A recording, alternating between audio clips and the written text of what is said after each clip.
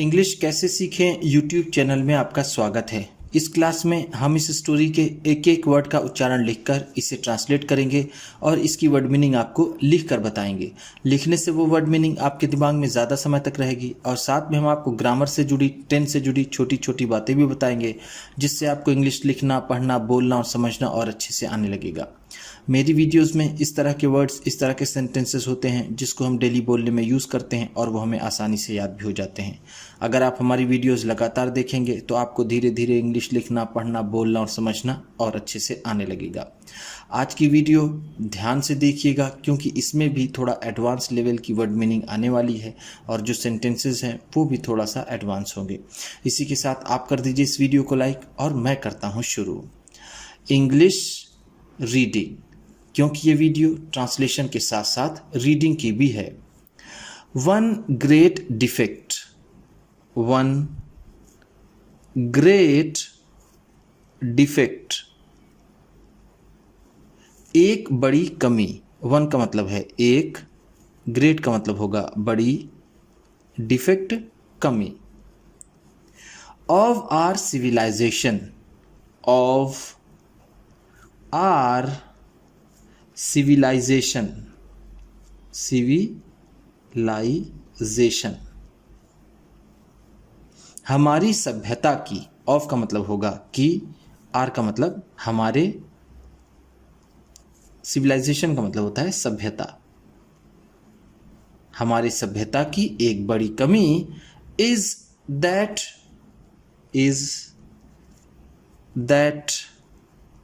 है कि, इसका मतलब है दैट कि, it does not know, it does not know, यह नहीं जानती है। नो का मतलब होता है जानना, डज नॉट नो है तो नहीं जानती है।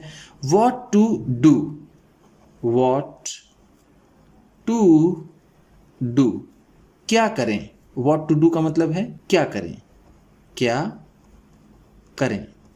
With its knowledge, with its knowledge, अपने ज्ञान का। नॉलेज का मतलब होता है ज्ञान। एक बड़ी कमी हमारी सभ्यता की ये है कि ये नहीं जानती है कि हम अपने ज्ञान का क्या करें। साइंस, साइंस विज्ञान, साइंस का मतलब जैसा हम जानते हैं विज्ञान।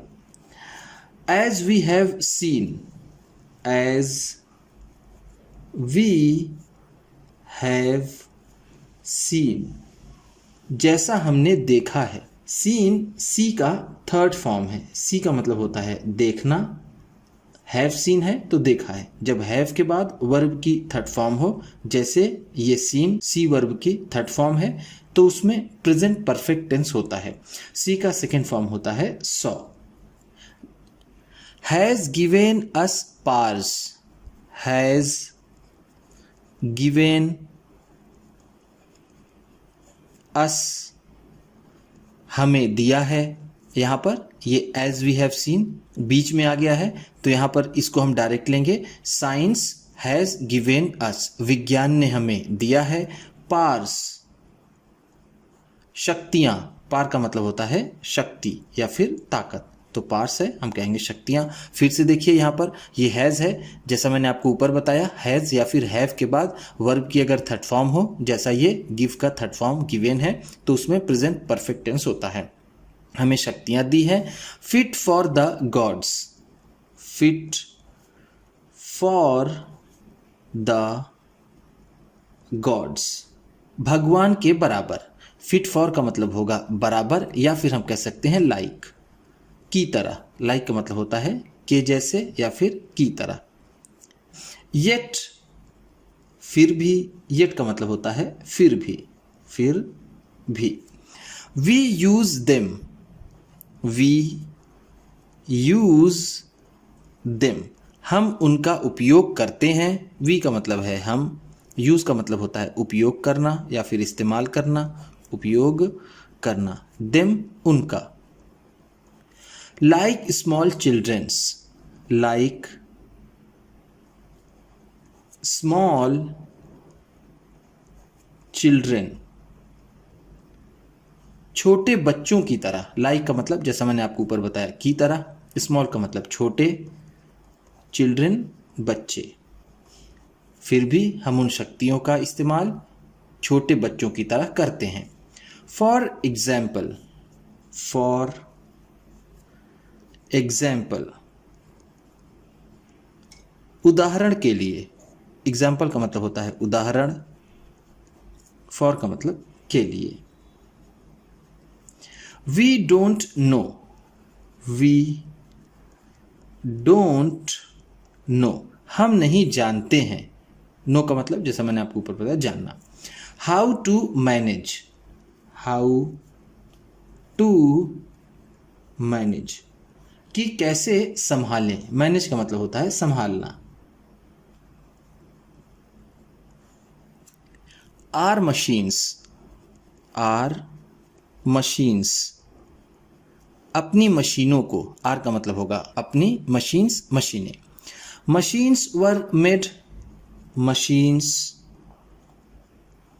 वर मेड, मशीनें बनाई गई थी।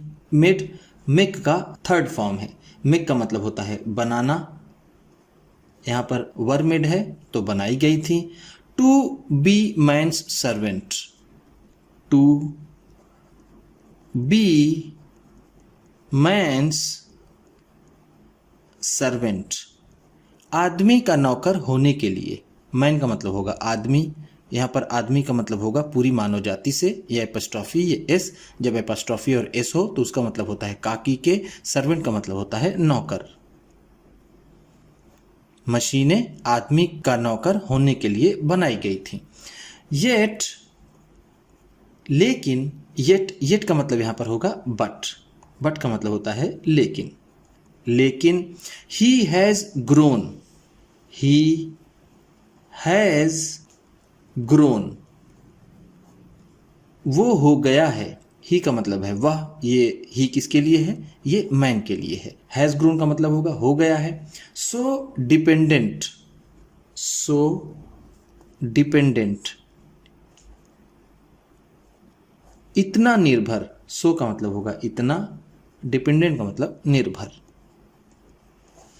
ऑन देम, ऑन देम, उन पर। ऑन देम का मतलब होगा उन पर। दैट, कि they are in a fair way, they are, वो हैं, इन अ फेयर वे, बिल्कुल उसी रास्ते पर। वे का मतलब होगा यहाँ पर रास्ता।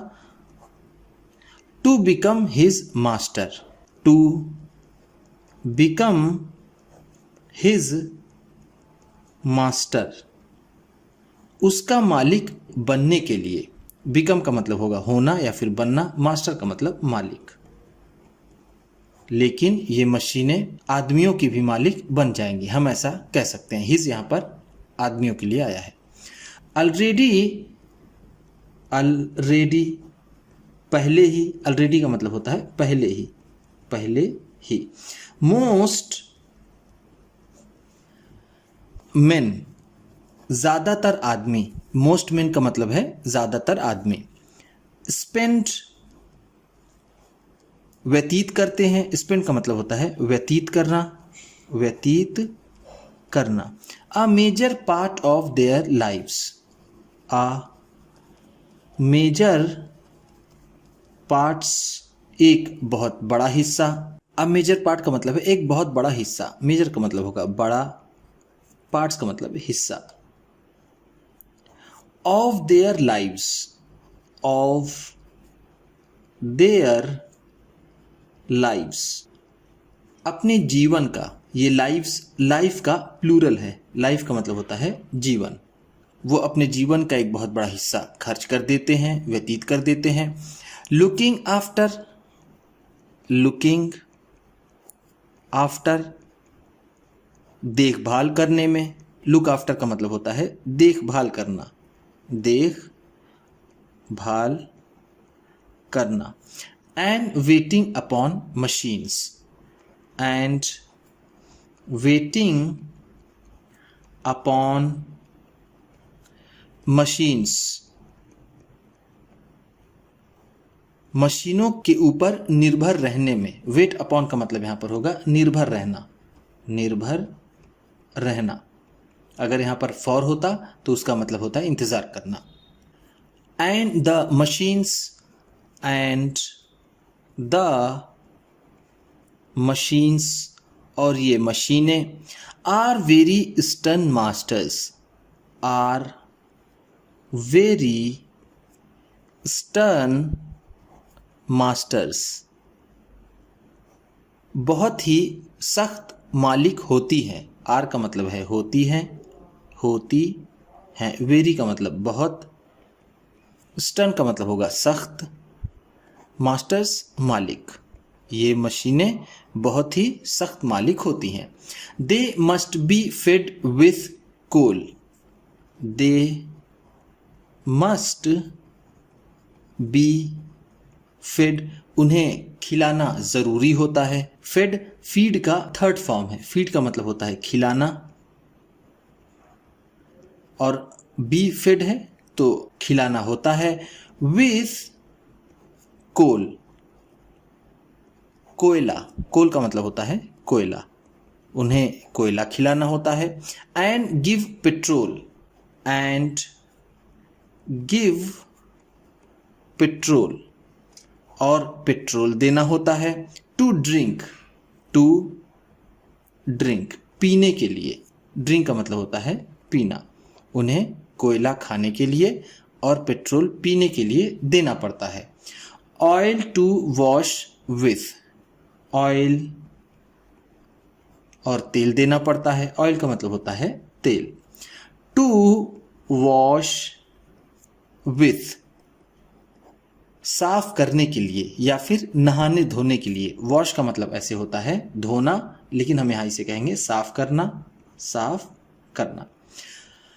And must be kept, and must be kept, और उन्हें रखा जाना चाहिए। केप्ट कीप का थर्ड फॉर्म है। कीप का मतलब होता है रखना, और बी केप्ट है तो रखा जाना चाहिए। At the right temperature, at the right temperature, सही तापमान पर। राइट का मतलब है सही, एट का मतलब पर, टेम्परेचर का मतलब तापमान। एंड और if they do not get their meals, if अगर, इफ का मतलब है अगर, दे डू नॉट गेट, अगर उन्हें नहीं मिलता है। गेट का मतलब होता है मिलना या फिर पाना। अगर उन्हें नहीं मिलता है, देयर मील्स, उनका खाना। मील का मतलब होता है खाना। when they expect them, when they expect them, जब वो इनकी आशा करते हैं। एक्सपेक्ट का मतलब होता है आशा करना, आशा करना या फिर उम्मीद करना। जब वो इसकी उम्मीद करते हैं। दे ग्रो सल्की, दे ग्रो सल्की, वो नाराज हो जाते हैं। सल्की का मतलब होता है नाराज होना, नाराज होना। And refuse to work, and refuse to work, और काम करने से इनकार कर देते हैं। रिफ्यूज का मतलब होता है इनकार करना, इनकार करना। वर्क का मतलब काम करना, काम करना। और बस्ट विथ रेज, और बस्ट विथ रेज, और या बस्ट विथ रेज, बहुत गुस्सा हो जाते हैं। बस्ट विथ रेज का मतलब होता है बहुत ज़्यादा नाराज हो जाना या फिर बहुत ज़्यादा गुस्सा हो जाना। And blow up, and blow up, और विस्फोट कर देते हैं। ब्लो अप का मतलब होता है विस्फोट करना या फिर होना। विस्फोट हम यहाँ पर कहेंगे इसे होना। एंड स्प्रेड और फैला देते हैं। स्प्रेड का मतलब होता है फैलाना। क्या फैला देते हैं? रूइन and destruction all around them. रूइन and destruction, बर्बादी और तबाही। रूइन को हम कह सकते हैं बर्बादी, डिस्ट्रक्शन का मतलब तबाही। ऑल अराउंड देम, अपने चारों ओर। ऑल अराउंड का मतलब होगा चारों ओर, चारों ओर। अगर उन्हें उनका खाना नहीं मिलता, जब वो उसकी उम्मीद करते हैं तो वो नाराज हो जाते हैं, काम करने से इनकार कर देते हैं, बहुत गुस्सा करते हैं या फिर विस्फोट हो जाते हैं और अपने चारों तरफ बर्बादी और तबाही फैला देते हैं। सो इसलिए, सो का मतलब है इसलिए। We have to wait upon them. We have to wait upon them, हमें उन पर निर्भर होना है। वेट अपॉन का मतलब जैसा मैंने आपको ऊपर बताया, निर्भर होना। देम, उन पर।